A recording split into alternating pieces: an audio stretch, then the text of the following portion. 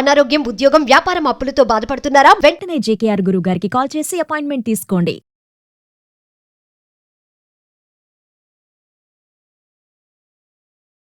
నమస్తే రమగారు. నమస్తే జయ. రమగారు, కొంతమంది ఎలా ఉంటారంటే ఎప్పుడు ఏదో ఒక ఇష్యూ కావాలి. అది పుట్టింటి వాళ్ళ, అత్తింటి వాళ్ళ, పక్కింటి వాళ్ళ, అసలు వాళ్ళకి అనవసరం. వాళ్ళకి ఒక టాపిక్ అనేది ఎప్పుడు మాట్లాడుకుంటూనే ఉండాలి ఇంకొకరి గురించి. ఆ గాసిప్స్ అనేవి ఒకరి మీద ఒకరికి పాస్ ఆన్ చేస్తూనే ఉంటారు. మరీ ముఖ్యంగా అత్తింటి విషయాలన్నీ పుట్టింట్లో చెప్పడం, పుట్టింటి వారికి చెప్పి ఇలా చేస్తున్నారు, అలా జరుగుతుంది, మళ్ళీ మనం ఉండాల్సింది ఇక్కడే, కలిసి ఉండాల్సింది ఇక్కడే, వీళ్ళతోనే సాగాలి. బట్ అలా అది సింపతి కోసం చేస్తారా, లేకపోతే వాళ్ళ హ్యాబిచువల్ గా అలాగే వెళ్ళిపోతూ ఉంటుందో అర్థం కాదు రమ్మ. అంటే మిగిలిన వాళ్ళు ఎంకరేజ్ చేస్తే కూడా జయ, ఇదివరకు ఎప్పుడో ఒక కథ చెప్పాను నేను. చెప్పేవాడు చెప్తాడు, వినేవాడు వినకూడదు. ఎస్, మీ అత్తారింటి సంగతులు మా దగ్గర చెప్పకు అనాలి. ఒకటి, పెద్దవాళ్ళు ఎవరైనా, ఫ్రెండ్స్ అయినా, అందరి ఇళ్లలోనూ ఇలాగే ఉంటుంది. ఇప్పుడు ఎవరి అత్తగారులైనా దిగి రారు. ఎప్పుడు అత్త కోడళ్ళు అంటే జనరల్ ఇష్యూస్ కదా జయ. ఇప్పుడు ఒక 20 ఏళ్ళు, 25 ఏళ్ళు, 29, 30 సంవత్సరాల దాకా ఓ పిల్ల ఓ పుట్టింట్లో ఒక చోట ఉంటుంది. అక్కడ నువ్వు ఆడిందాట పాడింది బాట. మీ అమ్మ నిన్ను లకార మకార ప్రయోగాలతో తిట్టినా నీకు ఓకేనే, అంతే. ఎందుకంటే మన అమ్మ కాబట్టి 2 చెంపకాయలు కొట్టు, రేపొద్దున రాత్రికి అన్నం తినకపోతే పిల్లలు చచ్చిపోతుంది, ఆకలేసి నీరసం వస్తుంది, కళ్ళ కింద నల్లతారులు వస్తాయని తల్లులు అన్నం పెట్టేస్తారు. పొద్దునుంచి తిట్టిపోసినా రాత్రికి పిల్ల అన్నం తినకపోతే దాన్ని నిద్ర పట్టదని, దానికి పీడకలు వస్తాయని ఇలా భావిస్తారు. దాన్ని తిట్టిపోసి పొద్దున్నుంచి వీలైతే 4 చెంపకాయలు కూడా కొట్టినా సరే రాత్రి పిల్లలకి అన్నం పెట్టాలని భావిస్తారు తల్లులు. మనమ్మ మన ఏమన్నా మనకి ఓకేనే కదా. ఇలా కొన్నేళ్ల పాటు పుట్టింట్లో ఇలా సాగించుకున్న పిల్లలు అత్తారింటికి వెళ్ళేసరికల్లా ఏమవుతుంది, ఇప్పుడు అత్తగారి సంగతి ఏమిటి? ఆవిడ ఓ కొడుకునో 25 ఏళ్ళు, 30 ఏళ్ళు, 36 ఏళ్ళు పెంచింది. ఓ పిల్లని తెచ్చి వీడికి ఇచ్చి పెళ్లి చేయాలి. అత్తకి అభద్రతా భావం సాధారణంగా అత్తగారి పొజిషన్లో ఉండే వాళ్ళకి కొంత అభద్రతా భావం ఉంటుంది. ఎట్లా? పిల్ల తల్లికేమో అమ్మో నా పిల్లని అత్తాది పరంగా పెంచుకున్నాను, చేతుల్లో పెట్టుకున్నాను, చేతుల మీద నడిపించాను, దీన్ని వీళ్ళు ఏం చేస్తారో అని పిల్ల తల్లికి ఉన్నట్టే పిల్లాడి తల్లికి ఏమని ఉంటుంది, నేను ఇంతకాలం పెంచుకున్నాను, పిల్లాడిని ఇంత ముద్దుగా చూసుకున్నా, దాని చేతుల్లోకి వెళ్ళిపోతాడేమో, అత్తారికి సొంతమైపోతాడేమో అన్న భయము, దిగులు ఏర్పడతాయి. ఇప్పటిదాకా పిల్లాడి మీద సర్వ హక్కులు నావి, వాడి సంపాదన నాది. పిల్లాడు నా పిల్లాడు, వాడికి 20 ఉండని, 35 ఉండని, 50 ఉన్నా కూడా నా కొడుకు, నేను పెంచుకున్నాను, కష్టపడి నే కన్నా. నువ్వు ఒకదాని మీద అందరూ కష్టపడితేనే కంటారు, కానీ నే కన్నాను. ఈ పిల్ల ఎందుకు చూసావా కొత్తగా వచ్చింది, అది లట్టుగా ఎగరేసిపోతుంది నా కొడుకుని. ఇప్పుడు ఎంత చక్కగా పెళ్లి చేస్తారో జయ, ఎంత బాగా వెతుకుతారో. బారెడు జడ ఉండాలి, నా లెక్క అయితే 4 కళ్ళు 12 జడ ఉండాలి. మీ కోడళ్ళక ఓకే ఉన్నా లేకపోయినా నా కోరిక అది. ఇప్పుడు నాకు ఉండొచ్చు కదా, నాకు 2 కొడుకులు ఉన్నారు, అందమైన పిల్లలు కావాలి. అందంగా ఉండకపోయినా నల్లగా ఉన్నా పర్వాలేదు, నలుపు తెలుపు గోల్ లేదు మాకు. ఒక 4 కళ్ళు 12 జడ బాబు గారి బొమ్మలాగా కావాలి నాకు. ఓ దొరుకుతారు, వెతుక్కుంటాం ఇలాగే. ఇప్పుడు కొందర వెతుకుతాం, అబ్బో పిల్ల మరీ పొట్టి, బాబు పిల్ల మరీ నలుపు, లేకపోతే పిల్ల సామంచాయిగా ఉంది, బొద్దుగా ఉంది, లేకపోతే మరీ బక్కగా ఉంది, ఇలా ఓ ఎంచుతారు. ఎంచగా ఎప్పటికీ కుదరలేదు అనుకో, కాంప్రమైజ్ పెళ్ళైతే చాలని పెళ్లి చేసేస్తారు. పెళ్ళైన దగ్గర నుంచి తల్లులకి ఏం అభద్రత ఉంటుందంటే, ఇన్నాళ్ళు నా సొంతమైన నా బిడ్డ వీడితో, ఈ పిల్లతోటి ఉండాల్సి వస్తుంది, డబ్బంతా వీడిది, అదే తీసేసుకుంటుంది, వీడి మీద ఆధిపత్యం దానికే వచ్చింది. నువ్వు ఆధిపత్యం కోసమే పెళ్లి చేసావు. మనం పెళ్ళి ఎందుకు చేస్తాం? పిల్లాడికి ఒక కంపానియన్ కావాలి. వాడికి 26 వచ్చిన నుంచి మనకి బెంగ, అమ్మో జుట్టు ఊడిపోతుంది పిల్లాడికి, అప్పుడే 1 ఎకరం పోయింది, 5-6 ఎకరాలు పోతుందేమో పెళ్లి నాటికే నేను దిగులు పడతాం. తలంబ్రాలు పోస్తే బాగుండదురా అనే తల్లులు కూడా తెలుసు నాకు. జుట్టు ఊడిపోయింది, తలంబ్రాల ఫోటోలు బాగా రావు, ఎక్కువ జుట్టు ఉండాలి దానికి, అప్పుడు అందంగా ఉంటుంది.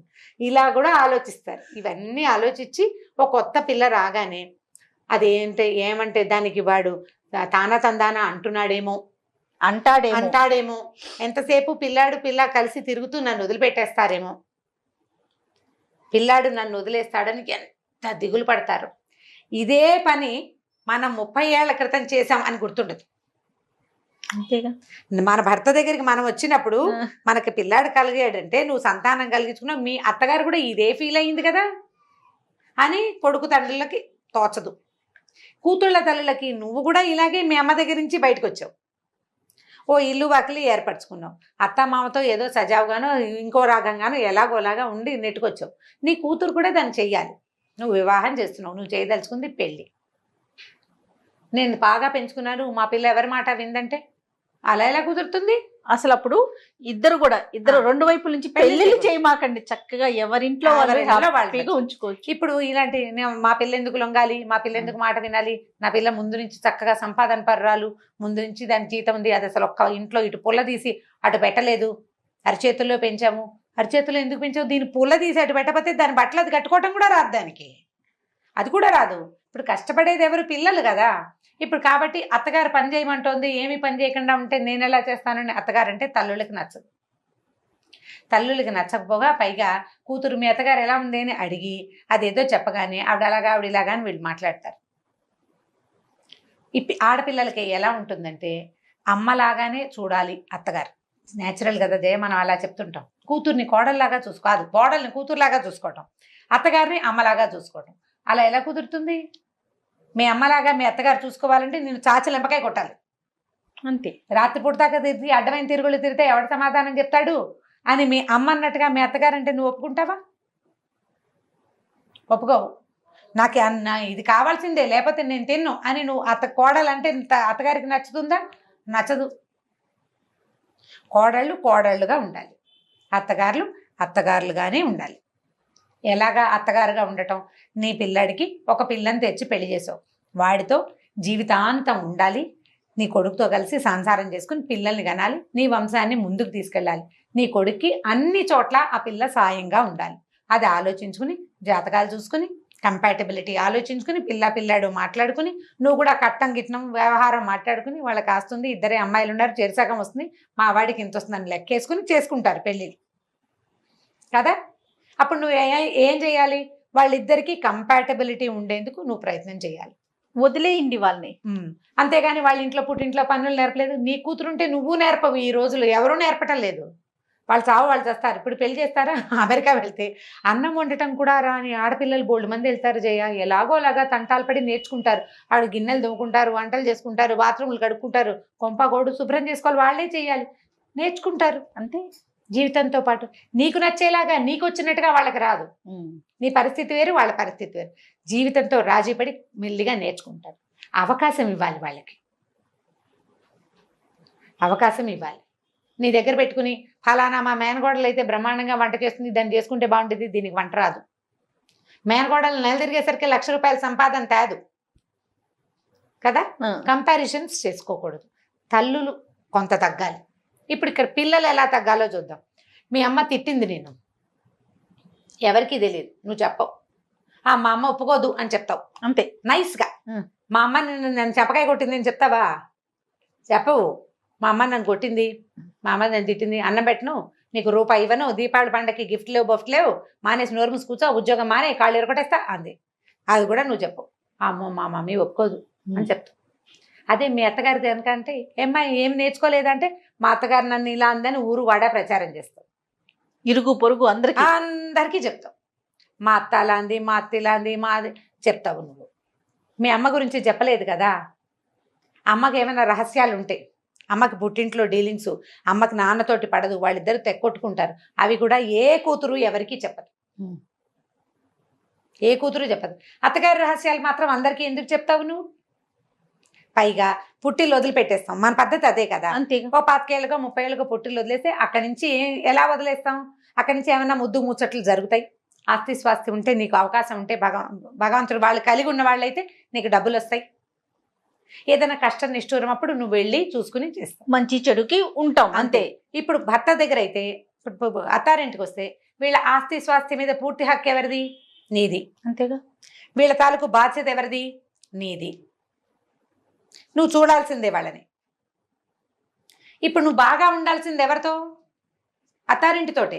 వీళ్ళకి మా అత్తగారు మంచిది కాదు, మా ఆడపడుచుకు బుద్ధి లేదు, మా మామగారు ఒకటి మఫు, ఆయన మా ఎవరితోటి మాట్లాడు, ఇలాంటివి చెప్పేటప్పుడు రేపొద్దున చాలా మంది ఈ పని చేస్తారు. మా అత్తగారికి మంచిది కాదు, మా ఆడపడుచు వేస్ట్ ఫెలో, లేకపోతే చాలా ఎక్కువ హెరాస్ చేస్తుంది, ఆడపడుచు అలా అంటుంది ఇలా అంటుంది, ఆవిడకి మొగుడుతో సజావుగా ఉండదు, మా నెత్తి మీద పడుతుంది చెప్తావు. మేము మామగారు ఏదో అందరికీ చెప్తాం.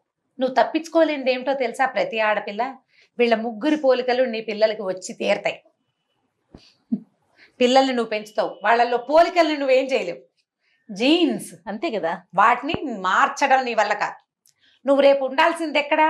నువ్వు దేన్నైతే తిట్టి నలుగురికి చెప్పి నానా మాటలు మాట్లాడతావో వాళ్ళ ఆస్తే నీ పిల్లలకి వస్తుంది. ఆస్తితో పాటు వాళ్ళవే జీన్స్ నీ పిల్లలకి వచ్చి తీరుతాయి. ఇదేదో పెద్ద ప్రాబ్లం అనుకో, వాళ్ళని వదిలేస్తావనుకో, నువ్వు పోని వీళ్ళని వదిలేసుకుంటావు, వాళ్ళతో ఉండవు, నువ్వు వెళ్ళిపోతావు. పోనీ నువ్వు బయట పెడతావు, వీళ్ళు ఇలా చేశారు ఇలా చేశారు, పెద్ద సమస్య అయినప్పుడు తప్పకుండా బయట పెట్టాలి. ఇప్పుడు అవకాశం ఇచ్చారు మనకి, చట్టంలో చాలా అవకాశాలు ఉన్నాయి.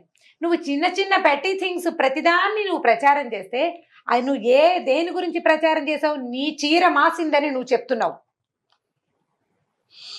అంతే కదా. ఇప్పుడు నువ్వు ఉండాల్సింది అందులో, నీ భర్త అందులో వాడు, నీ పిల్లలు ఆ తానులో ముక్కలు, అంతే. దాన్ని నువ్వు తప్పించలేవు. మీ తమ్ముడు పోలిక రాదు, నీ కొడుక్కి కొంచెం వస్తుంది, కొద్దిగా వస్తుంది. మీ తమ్ముడి ఇంటి పేరు రాదు, మన అమ్మ నాన్నల ఇంటి పేరు మన పిల్లలకి రాదు. నువ్వు కావాలంటే మీ నాన్న ఇంటి పేరే ఉంచుకోవచ్చు, నీ పిల్లలు అవకాశం లేదు, వీళ్ళ ఇంటి పేరే పెట్టాలి. ఇప్పుడు మనమే కాదు, హిందీ వాళ్ళైనా అంతే, తండ్రి ఇంటి పేరే వస్తుంది. అది తప్పదు కదా. అది తప్పనప్పుడు మనం ఉండవలసిన దాని గురించి బయటికి ప్రచారం చేయకుండా ఉండాలి. మా కోడలికి పని రాదు, మా వెయ్యపురాలకి బుద్ధి లేదు, అది బాగా పిల్లలకి నేర్పించలేదు, వీళ్ళింతే వాళ్ళింతేనే వాళ్ళని అనటం అత్తగారిది తప్పు. నువ్వు చూసే చేసుకున్నావు. లవ్ మ్యారేజ్లు అనుకో, అసలు అది వేరే ఎంటైర్లీ డిఫరెంట్ థింగ్ అనమాట. అది ఇప్పుడు నువ్వు అరేంజ్డ్ మ్యారేజెస్ అయినప్పుడు నువ్వు 4 చూసి చేసుకున్నావు, నోరు మూసుకుని ఉండాలి. రాకపోతే నేర్చుకుంటుంది, అంతే కదా. జీవితానికి అవసరమైంది వాళ్ళు చేస్తారు. నువ్వు నీ పిల్లాడికి ఒక కంపానియన్ కావాలని పెళ్లి చేసావు, ఏమైనా పద్ధతులు బాగుండకపోతే ఆ అమ్మాయి మీరు కొంచెం సానుకూలంగా అసలు 4 మాటలు మాట్లాడుకుని ఇలా మార్చుకొని అయినా ఇది బాగుంటుందని చెప్పు, వింటే. లేదా ఎవరితో చెప్పించు, లేకపోతే ఊరుకో. ఎవరి కర్మానికి ఎవరి కర్తలు? ఒకళ్ళ కర్తలు కాదు కదా మన కర్మానికి కదా, వదిలిపెట్టేసేయాలి. అనవసరమైన ప్రచారం చేస్తే, నీ కోడల్ని తిడితే నీ మనవలు ఎక్కడి నుంచి వస్తారు? కాదు రమ్మగారు, ఇంకొక విషయం అర్థం కాదు. ఈవిడెళ్ళి 100 మందికి చెప్పుకుంటది, కోడలెళ్ళి 100 మందికి చెప్పుకుంటది. మళ్ళీ ఇద్దరూ కలిసి ఒక గూట్లోనే ఉండాలి, ఒక చోటే ఉండాలి. ఈ అమ్మాయి పద్ధతులు మంచివి కాదు. అసలు నేను చాలా మంది అత్తగారిని అట్లా చూస్తాను చెయ్య, ఎంత సింపుల్ గా కోడల మీద మాట్లాడేస్తారు అనేస్తారు. ఎంత అసలు నోటికొచ్చిన చెడ్డ మాటలు, లకార మకార ప్రయోగాలే చీదరగా.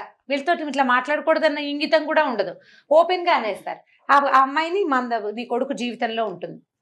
ఆ అమ్మాయి వల్ల కలిగిన సంతానమే, అమ్మాయి వల్ల కలిగిన సంతానమే నీ పిల్లలతో నీ పేరుని ముందుకు తీసుకెళ్తాయి, నీ కుటుంబాన్ని ముందుకు తీసుకెళ్తుంది, నీ ఆస్తికి వాళ్లే వారసులు అవుతారు. వీళ్ళు ఎలా ఉండాలంటే, వీళ్ళని కూతుళ్ళని ఎంకరేజ్ చేయకూడదు, తల్లుల్ని కోడళ్ళని తిట్టడానికి. నువ్వు ఇంకో చోటి కోడలుగా వెళ్తావు, నువ్వు ఇంకొక ఇంటి కోడలివి, నువ్వు సరిగా ఉండాలి, మీ అమ్మని సరిగా ఉండివ్వాలి. ఈ కూతుళ్ళేమో తల్లుళ్ళకి చెప్పకూడదు, తల్లులు కూతుళ్ళని ఎంకరేజ్ చేయకూడదు. ఒక చోట కూతురేమో తల్లిని సరిచేయాలి, ఇంకో చోట తల్లి కూతురిని సరిచేయాలి. అమ్మ ఇలాగే ఉంటుంది, నువ్వు కొత్త చోటికి వెళ్ళావు, వాళ్ళతో అడ్జస్ట్మెంట్ కొంచెం కష్టం, వాళ్ళ పద్ధతులు వేరు, వాళ్ళ వంటలు వేరు, వాళ్ళ ప్రవర్తనలు అవి వేరు, మెల్లిగా అడ్జస్ట్ అవ్వు. ఉద్యోగం చేసుకున్నావు, చదువుకున్న పిల్లవి, నీకు 4 చెప్పక్కర్లేదు. మీరు ఫస్ట్ లో అన్నట్టుగా ప్రతిదీ వినకూడదేమో రమ్మగారు, వినకూడదు. అత్తవారింటి సమస్యలు కూడా తప్పదు. చిన్న చిన్న పెట్టి థింగ్స్ కి ఎందుకంత ఇంపార్టెన్స్ ఇవ్వాలి? ఇంతకేమిటంటే అందరం ఓ చోటే ఉండాలి, అంతే కదా. ఇలా పైగా ఈ చెప్పినవి వింటారు. ఇదే కాదు, చుట్టుపక్కల వాళ్ళు వినేవాళ్ళు కూడా చాలా మంది ఉంటారు, ఫ్రెండ్స్ కూడా. వాళ్ళ అత్తగారు చాలా దుర్మార్గురాలని ఇంకో 10 మందికి చెప్తారు. నువ్వు ఎంతమంది మాటలు విన్నావు? ఒక అమ్మాయి మా అత్తగారు మంచిది కాదని నీకు చెప్పింది, నువ్వు ఎలా డిసైడ్ చేస్తావు? రెండో పక్క విషయం నీకు తెలియదు కదా. నీతో ఫ్రెండ్లీగా మాట్లాడే నీ ఫ్రెండ్ అత్తగారితో ఏమంటుందో కదా. ఇప్పుడు ఇలా ఫ్రెండ్స్ కూడా వినేటప్పుడు ఇలా ఉంటాయి, ఇలాంటివి జరుగుతాయి. చుట్టుపక్కల వాళ్ళైనా అత్తారిళ్లలో ఇవి సామాన్యం. మీ అత్తగారితో కలిసి ఉండాలి, పెద్దవాళ్ళు, నీ బాధ్యత వాళ్ళని చూడడం. వాళ్ళ ఆస్తి స్వాస్తి నీ పిల్లలకే వస్తుంది రేపొద్దున, సాయిదా ఫాయిదాగా పోవాలమ్మా అని చెప్పేస్తే 4 మాటలు చాలా ప్రధానమైంది. విన్నవాడు పరమ దుర్మార్గుడు. ఎవరైనా ఆడైనా మొగైనా. మనకి ఆయన పేరేంటి, మన శ్రీపాద సుబ్రహ్మణ్య శాస్త్రి గారి కథ ఒకటి ఉంది. ఈ కాసికలు చెప్పే వాళ్ళని ఏం చేయాలో అని ఒక జమీందార్ గారు గుమాస్తాను అడిగేట. ఏముంది బాబు, విన్నవాడి చెవులు తెగ్గొడితే సరే అని చెప్పేట ఆయన. వాళ్ళ చెవులు కత్తిరిచేస్తే ఇక చచ్చిన వినరు. ఒక అత్త కోడళ్లే కాదు రమ్మగారు, అన్నదమ్ముల మీద అది పెళ్లి ఉంటుంది. చేసుకొని బయటకు వచ్చేసిన తర్వాత అన్న తమ్ముళ్ళు తిట్టిపోసే వాళ్ళు కూడా ఉంటారండి. అవును. అక్క చెల్లెల్ని, అన్న తమ్ముల్ని ఎంతసేపు ఇది ఇట్లా అంటే అసంతృప్తులు పాస్ జీవితంలో చేస్తూ ఉంటారు. అసంతృప్తి. మా అన్నయ్య ఎలా చేశాడు, చిన్నప్పుడు ఇలా చేశాడు, అలాగే ఏదో అయింది, ఇదేదో అయింది, ఏమిటో ఆ అయింది. అన్నతోనో తమ్ముడితోనో మాట్లాడుకోవచ్చు, మాట్లాడరు. మాట్లాడరు. 10 మందికి చెప్పి సింపతిని Gain గెయిన్ చేసుకోవాలని చూసుకుంటూ చూస్తారు. ఉంటారు. అన్ని తప్పులే ఇవి. అంతే. మానవ సంబంధాలు బహుపల్సటి విజయ, వాటిని కాపాడుకోవాలి. ఇబ్బంది ఇప్పుడు ఆస్తులు అన్నదమ్ములు లాగేసి ఆడపిల్లలకి ఇవన్నీ చోట్లు ఉన్నాయి, లేదని అన్న. అవునవును. ప్రతిదానికి పిడికి బియ్యానికి ఒక మంత్రం కాదు చూడు. నిజంగా సీరియస్ ఇష్యూ ఉంటే తప్పకుండా రచకెక్కాల్సిందే. చిన్న చిన్న వాటికి గొడవలు పెంచుకోవద్దు. ఇతరులకి మీ కుటుంబం గురించి చెప్పుకోకూడదు. నీ గురించి చెప్పినట్టే నేను చెప్పే కదా సింపుల్ గా, నా చీర మాసింది చూడు అని ఎదుటివాడికి నువ్వు చూపించచ్చా? చూపించకూడదు. బట్ట మాస్తే ఏం చేస్తాం, మన చీర మాసి కనిపించకుండా కవర్ దాచుకోవాలి కదా. చేసుకోవాలి. కవర్ చేసుకోవాలి. దాన్ని కవర్ చేసుకోవడం చేత అయితే నీ జీవితం గుట్టుగా సజావుగా వెళ్తుంది.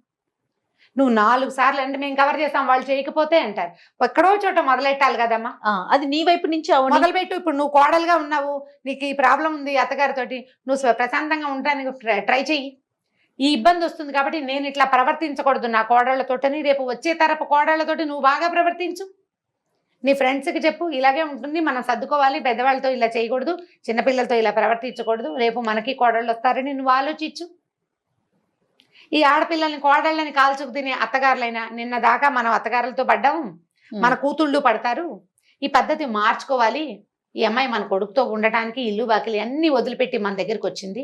అమ్మ నీ నాన్నని వదిలిపెట్టి వస్తారు కదా, దీంతో బాగా ఉండాలని పెద్దవాళ్ళు అనుకోవాలి. 2 జయ ఇవి. ఇప్పుడు నువ్వు ఎంత తీర్చినా సరే ఈ సమస్యలు తీరం. ఎవరికి వాళ్ళు సర్దుకుంటేనే తీరం. ఎస్, అవునండి. 2 వైపుల నుంచి జరగాలి. ఇద్దరూ సర్దుకోవాలి, ఇద్దరూ కొంత తగ్గాలి. పైగా వీళ్ళు ఏం చేస్తారు తెలుసా, తల్లులకి అపరిమితమైన ప్రేమ కొడుకంటే, భార్యలకి భర్తలంటే చెప్పరాని ప్రీతి. వీళ్ళ బంధం ఒకటి, ఇద్దరికి శరీర సంబంధమైందే. తల్లి కర్ణ ప్రేమ, భార్యకి భర్తతోటి ఉండే ఆపేక్ష. వీళ్ళిద్దరూ కొట్టుకు చచ్చి తాము అత్యంతంగా ప్రేమించే వాడికి నరకం చూపిస్తారు. అవునండి. మనం దేనికోసం లాగుతున్నాం, అసలు ఎవరి వల్ల కనెక్ట్ అయ్యామో మనం, వాడికి నరకం చూపిస్తారు. వీళ్ళిద్దరు వద్దు నాకు అనిపించేలాగా చేస్తారు, వాళ్ళు పారిపోయేలాగా చేస్తారు. మరి దేనికోసం మీరు కొట్టుకునేది ఎందుకు? ఒకటి కోసమే కొట్టుకుంటున్నారు. ఆ ఒకడిని సంతోష పెట్టాలి కదా. 2 వైపుల నుంచి తల్లి ప్రేమగా ఉండాలి పిల్లాడితోటి, పోనీలే పిల్లాళ్ళు కోడలు అని అడ్జస్ట్ అవ్వాలి. భార్య కూడా పాపం నా భర్తకి వాళ్ళ అమ్మ అంటే ఇష్టం, తల్లి లేకపోతే ఎవరు మాత్రం ఎలా ఉంటారు, రేపొద్దున నా పిల్లలైనా ఇంతే కదా అని భార్య అనుకోవాలి. మీరు ఎవరి వల్ల కనెక్ట్ అయ్యారో వాడిని సంతోష పెట్టడం మీ ఇద్దరి విధి. అంతే.